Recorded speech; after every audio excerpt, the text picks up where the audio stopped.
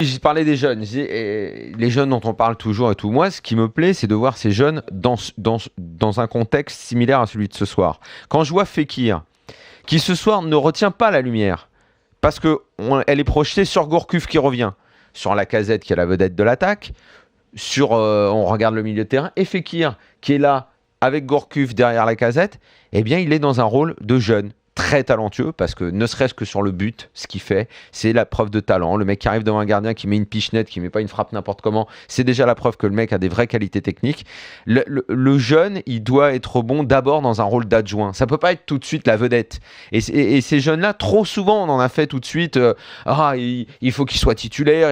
C'est un petit peu comme nous disait l'auditeur il y a 2 minutes. Le mec, il démarre à la 60e, il est cramé, il commence à faire n'importe quoi. Et finalement, ce qu'on va retenir du jeune, c'est plus ce qu'il doit encore travailler, ses défauts, et lui ça va lui prendre la tête, le petit jeune, parce qu'il va pas comprendre pourquoi je suis critiqué alors que je suis jeune.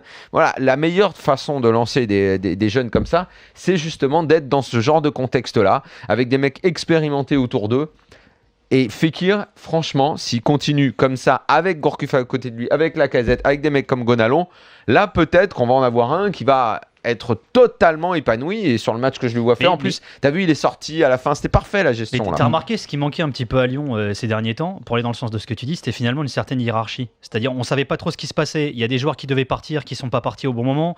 Alors, sans revenir sur les vieux dossiers, comme Lisandro, comme Gomis. L'épisode de l'an passé n'a pas existé cette année. Il y avait un vrai problème hiérarchique, et c'est vrai que le statut des joueurs, finalement, était pas vraiment très clair. Mais y compris en défense, hein. Les fameux Vobriscar dont on parlait tout à l'heure, le fait que cette défense qui est solide, mais qui finalement est expérimentée, mais qui est légitime et logique, finalement, c'est ce qui manquait à Lyon ces derniers temps. Et c'est vrai que Fournier a réussi à réinstaurer finalement une certaine hiérarchie, et lui-même est rentré dans un vrai système hiérarchique. Il est là, il est entraîneur. Voilà, t'as Olas tout en haut, t'as Lacombe en bas, et aujourd'hui t'as Fournier qui fait le boulot. C'est aussi pour ça qu'il a été choisi, lui.